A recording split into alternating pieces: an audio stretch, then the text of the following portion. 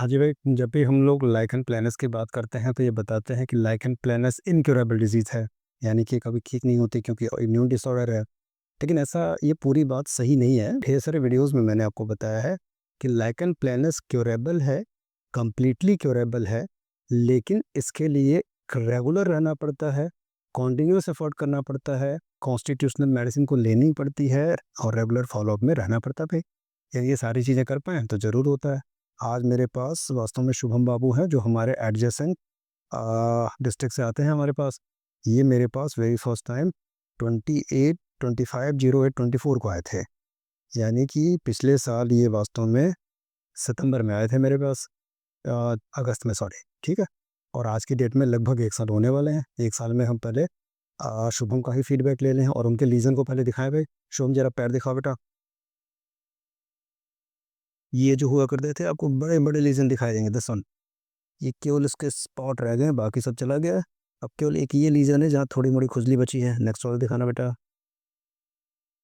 ठीक है भाई, ये सारे बैठ गए हैं और इसमें कहीं भी कोई खुजली नहीं है। ठीक है? तो ओवरऑल मतलब ये है कि यदि सही तरीके से इलाज किया जाए तो ठीक होता है। अब हम शुभम की ही इस बारे में राय ले लें भाई। शुभम इसके बारे में क्या बोलते हैं?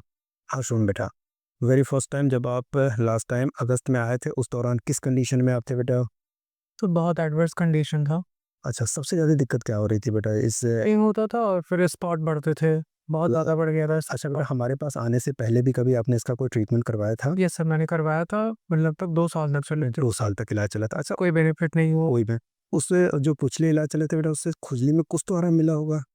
हाँ, ज जब तक दवाइयाँ चलती थी तब तक इचिंग कम रहता था बट होता था। एक बात मैं बताना चाहूँगा, उसको ध्यान से समझिएगा। शुभम ने एक बहुत इंपॉर्टेंट बात बताई। जब हम एंटी एलर्जिक मेडिसिन की बात कर रहे हैं, जो so called anti histaminic drug की, सिट्राजिन, लेवोसिट्राजिन या फिर कभी-कभी कुछ ऐसी दवाएँ जो सो कॉल्ड स्टेरॉइड कही जाती हैं, तो नो डाउट उससे भी आराम मिलता है।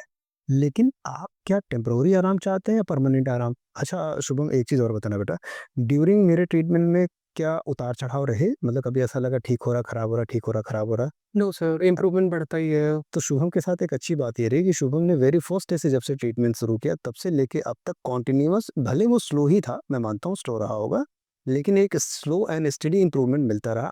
शुभम, अब हम क्या बोल सकते हैं, लगभग कितने परसेंट लीजन और बचे होंगे लग बेटा पहले की तुलना में? 10 टू 15। ठीक है, तो हम लोगों ने 85 से 90% का फासला तय कर लिया है। रिमेनिंग 10% का बचा हुआ है, उसको भी कवर कर लेंगे। अब यही वो समय होता है जबकि वास्तव में ग्रेजुअल तरीके से दवाइयों को टेपर डाउन करना पड़ता है। ईमानदारी से मैं आपसे बताऊँ कि कई बार लंबे इलाज में मैं भी फेड अप हो जाता हूँ दवा देते-देते, और मुझे भी ये बात लगती है कि कब तक दवा चलनी है, कितनी देर दवा हम देंगे? और नो डाउट शुभम भी ये बात सोच रहे होंगे कब तक दवा चलेगी? लेकिन यही वो समय होता है जब कॉन्स्टिट्यूशनल मेडिसिन का मेन रोल होता है, वेट एंड वॉच का मेन रोल होता है। यदि सही तरीके से हम लोग इसको इम्प्लीमेंट करेंगे, तो ये अब हम एसोरिक मेडिसिन पे इनको डालेंगे धीरे-धीरे करके। बारिश का सीज़न चल रहा है, इसलिए इस सीज़न में स्किन डिजीज़ेज़ और प्रोवोक्ड होती हैं।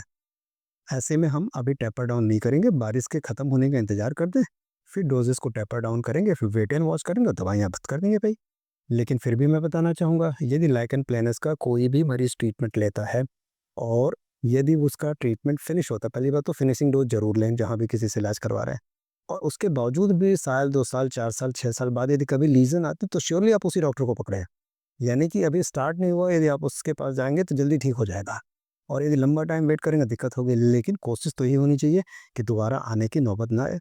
Thank you very much. यदि आप भी इस तरह की किसी ऑटो इम्यून डिसऑर्डर से सफ़र कर रहे हो, तो ज़रूर किसी नज़दीकी अच्छे होम्योपैथिक डॉक्टर को दिखाएँ, जो कम से कम लाइकेन प्लैनस की पैथोफिजियोलॉजी समझता हो।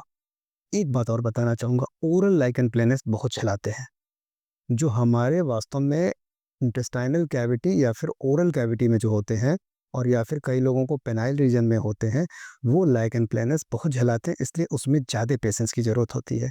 उम्मीद करते हैं कि इस तरह के लीजन और ऐसी जगह लीजन ना आए। यदि स्किन पे हैं तो नो डाउट वो ठीक होते हैं, पूरी तरह से ठीक होते हैं।